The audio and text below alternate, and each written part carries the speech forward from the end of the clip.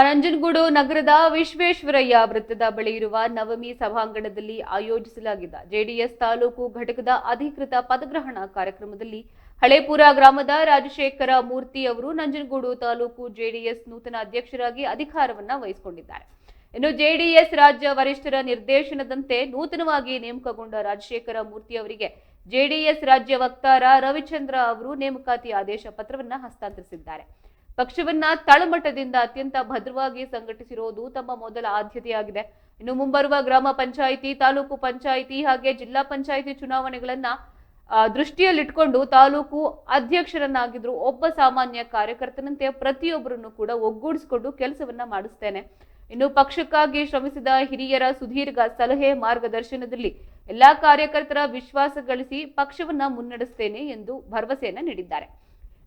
ಈ ಪದಗ್ರಹಣ ಸಮಾರಂಭದಲ್ಲಿ ಜೆಡಿಎಸ್ ರಾಜ್ಯ ವಕ್ತಾರ ರವಿಚಂದ್ರ, ಮಾಜಿ ಜಿಲ್ಲಾಧ್ಯಕ್ಷ ನರಸಿಂಹಮೂರ್ತಿ, ತಾಲೂಕು ಘಟಕದ ಮಾಜಿ ಅಧ್ಯಕ್ಷ ಮಹದೇವಸ್ವಾಮಿ ಸೇರಿದಂತೆ ಜೆಡಿಎಸ್ನ ಪ್ರಮುಖ ನಾಯಕರು, ಸ್ಥಳೀಯ ಪದಾಧಿಕಾರಿಗಳು ಹಾಗೆ ನೂರಾರು ಕಾರ್ಯಕರ್ತರು ಉಪಸ್ಥಿತರಿದ್ದರು. ತಾಲೂಕು ಜನತಾದಳ ಜಾತ್ಯತೀತ ಪಕ್ಷವನ್ನು ಪರಿಣಾಮಪಟ್ಟ ಜಿಲ್ಲಾಧ್ಯಕ್ಷರಾದಂಥ ಅಶ್ವಿನ್ ಅವರ ಒಂದು ಮಾರ್ಗದರ್ಶನ ಮತ್ತು ಆಶೀರ್ವಾದಂತೆ ಮತ್ತು ನಂಜನಗೂಡಲ್ಲಿ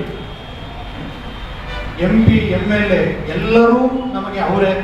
ಎರಡು ಜೋಡೆತ್ತುಗಳು ನರಸಿಂಹಸ್ವಾಮಿ ಅವರು ಮತ್ತು ಮಹದೇವಸ್ವಾಮಿ ಇವರು, ಮತ್ತೆ ಮೈಸೂರಿನ ಜಿಲ್ಲೆ ಮತ್ತು ನಂಜನಗೂಡಿನ ಎಲ್ಲ ಭಾಗದ ಕಾರ್ಯಕರ್ತರು, ಮುಖಂಡರು, ಮಹಿಳಾ ಮುಖಂಡರು, ಸಂಘಟನೆಗಳು ಎಲ್ಲರೂ ಒಂದಲ್ಲ ಎರಡಲ್ಲ 4 ಸಾರಿ ನರಸಿಂಹಸ್ವಾಮಿ ಅವರ ಮನೆಯಲ್ಲಿ ಮೀಟಿಂಗ್ ಮಾಡಿ ನಮಗೆ ಈ ಒಂದು ಗುರುತರವಾದ ಜವಾಬ್ದಾರಿ ಕೊಟ್ಟಿದ್ದಾರೆ.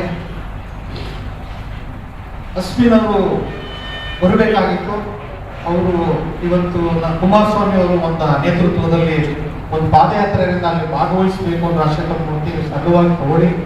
ಮುಂದೆ ಅನೇಕ ಕಾರ್ಯಕ್ರಮಗಳಿರ್ತದೆ, ಖಂಡಿತ ನಾನು ಬರ್ತೀನಿ, ಬಂದು ಭಾಗವಹಿಸಿ ನಿಮ್ಮೆಲ್ಲಕ್ಕೂ ನಾನು ಸಹಕಾರ ನೀಡ್ತೀನಿ ಅಂತ ಹೇಳಿದ್ದಾರೆ. ಮತ್ತು ಇಲ್ಲೂ ಕೂಡ ಅನೇಕ ಮುಖಂಡರು ಮತ್ತು ಕಾರ್ಯಕರ್ತರು ಇನ್ನು ಬರಲಿಕ್ಕೆ ಸಾಕಾಗಷ್ಟು ಜನ ಬೆಳಿಗ್ಗೆ ಅಂತ ದೂರವಾಣಿ ಕರೆ ಮಾಡಿ ನಮಗೆ ಒಂದು ಆಶೀರ್ವಾದ ಮಾಡಿದ್ದಾರೆ. ಮತ್ತು ಇನ್ನೊಂದು ಸಂತೋಷ ವಿಷಯ ಏನಂತಂದರೆ, ಜಾತ್ಯತೀತವಾಗಿ ಪಕ್ಷಾತೀತವಾಗಿ ಸ್ನೇಹಿತರು ಎಲ್ಲರೂ ಕೂಡ ಇಲ್ಲಿ ಬಂದಿರತಕ್ಕಂಥದ್ದು ನಮಗೆ ಬಹಳ ಖುಷಿಯಾಗುತ್ತೆ. ನೋಡಿ, ಈಗ ಮಾಜಿ ತಾಲೂಕು ಪಂಚಾಯತ್ BJP ಮುಖಂಡರು ರಘುನಾಥ್ ಅವರು ಆಗಮಿಸ್ತಾರೆ.